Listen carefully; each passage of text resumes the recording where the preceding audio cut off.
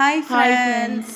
எல்லோரும் எப்படி இருக்கீங்க? வீடியோ போட்டு ரொம்ப நாள் ஆயிடுச்சு. வீடியோ போட முடியல, கொஞ்சம் ஒர்க் பிஸியாகவும் இருந்தேன்.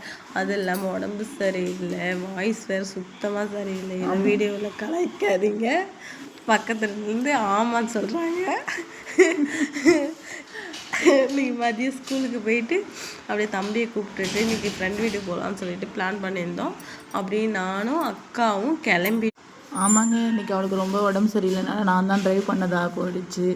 அப்படியே சரி அவளை அழைச்சிட்டு அவள் ஃப்ரெண்டு வீட்டுக்கு நானும் அப்படியே போயிட்டு பார்த்துட்டு வரலான்ட்டு கிளம்பிட்டோம். பின்னாடி போகும்போது என் ஹேரை தான் ஃபுல்லாக வீடியோ கவர் பண்ணிகிட்டே வர வேறு அங்கே இயற்கை காட்சிகள்லாம் இருக்குது, அதை விட்டுட்டா. இப்போ பாருங்கள், அவங்க வீட்டுக்கு வேறு வந்துட்டோம். சிரிக்கிறா கொஞ்சம் என்னால் முடியல, பேச தெரியல எனக்கு.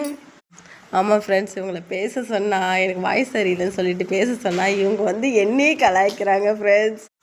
ஃப்ரெண்டு வீட்டுக்கும் வந்துட்டு அவள்கிட்டையும் பேசிட்டு அப்படியே பக்கத்தில் வயல்லாம் இருந்துச்சு, அதையும் பார்த்துட்டு செம்மையாக காற்றடிச்சிது, அதையும் ரசிச்சுட்டு அதோட டாட்டா பாய் பாய் சொல்லிவிட்டு கிளம்பிட்டோம். வர வழியில் வண்டிக்கிட்டேயே மயில் தொகை இருந்துச்சு, அதையும் எடுத்து எங்கள் அக்கா மண்டியில் சொருவிட்டு அப்படியே சிரிச்சிட்டு கதை பேசிட்டு அப்படியே கிளம்பியாச்சு.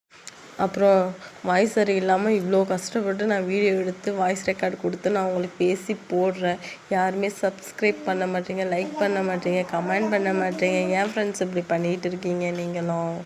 சரி, இன்றைக்கி நான் இவ்வளோ கஷ்டப்பட்டு பண்ணுறேன், அதனால் இன்றைக்கி நீங்கள் என்னெல்லாம் செய்யணுமோ இன்றைக்கி செஞ்சிடுங்க. வர வழியில் நிறைய வயல் இருந்துச்சு பக்கத்தில்.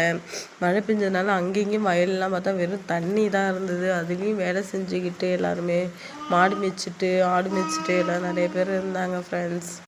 அது இல்லாமல் அக்கா மண்டையில் இந்த மயில் தொகையை பார்த்துட்டு அங்கே ரோட்டில் உட்காந்தவங்களாம் பார்த்து சிரிக்க ஆரம்பிச்சிட்டாங்க. செம்ம கலாய் தான் இன்றைக்கி.